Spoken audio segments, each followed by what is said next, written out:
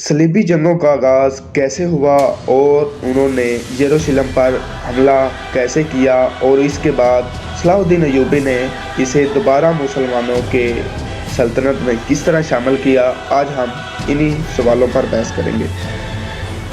Catholic pope urban II، جو کہ ایک عیسائی پادری تھا، 1095 عیسوی میں اس نے جرمنی، ایسٹریا، ہنگری اور فرانس کے مختلف علاقوں میں جا کر یہ کہنا شروع کر دیا کہ خدا کو نہ ماننے والی مخلوق تمہارے مقدس شہر میں قابض ہو گئی ہے اور تم یہاں سکون سے بیٹھے ہوئے ہو۔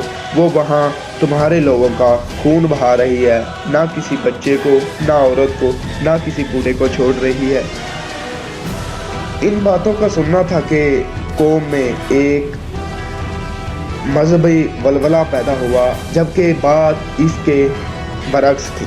مسلمان وہاں ایک پرامن ماحول قائم کیے ہوئے تھے، لیکن لوگوں میں جب مذہبی ولولہ پیدا ہوا تو عیسائی یورپ کے مختلف علاقوں سے اکٹھے ہو کے جوک در جوک جنگوں کے لیے تیار ہونے لگے اور جنگیں شروع ہو گئی۔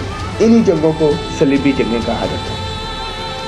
ان جنگوں کا آغاز ہوا تو اس وقت یروشلم میں جو مسلمان امپائر قابض تھی، اس کا نام سلجوق امپائر تھا، لیکن ابھی صلیبی سلجوق امپائر کے پاس پہنچے نہیں تھے کہ ایک دوسری مسلمان امپائر فاطمی امپائر نے سلجوق امپائر کے اس حصے جس میں یروشلم شامل تھا حملہ کیا اور یروشلم کو اپنی امپائر کا حصہ بنا لیا۔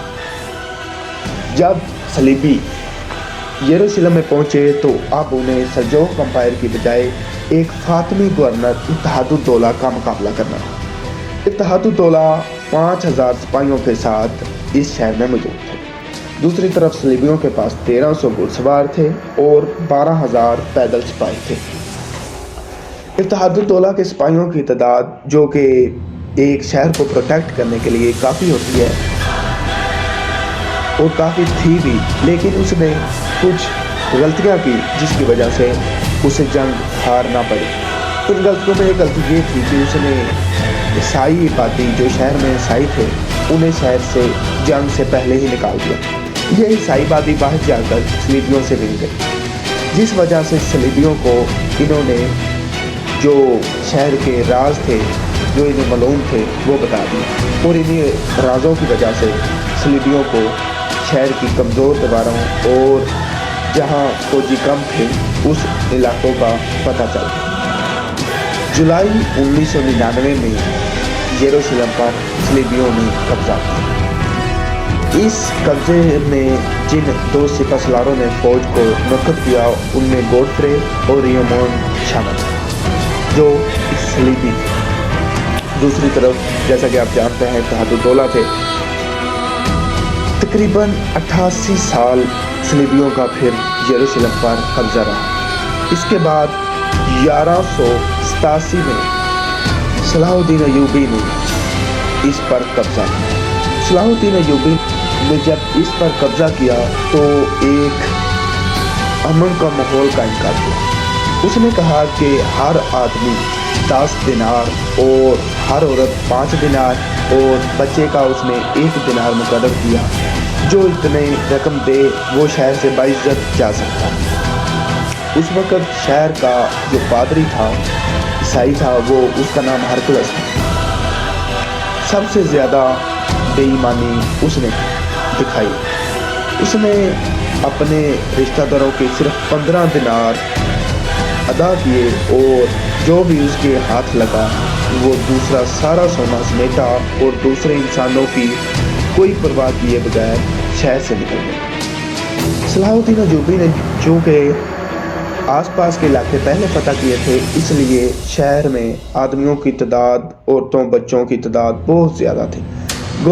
گلیوں کوچوں میں آدمی، بچے، عورتیں لاوارث نظر آتے تھے۔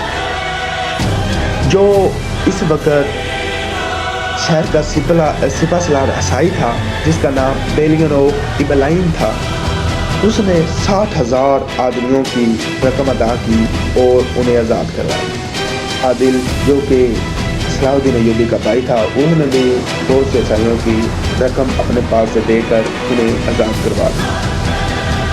اس کے علاوہ کنگ گائے آف لتھینین جو کہ اس وقت اس علاقے کا بادشاہ تھا، اسے بھی صلاح الدین ایوبی نے کسی وجہ سے رہا کر دیا۔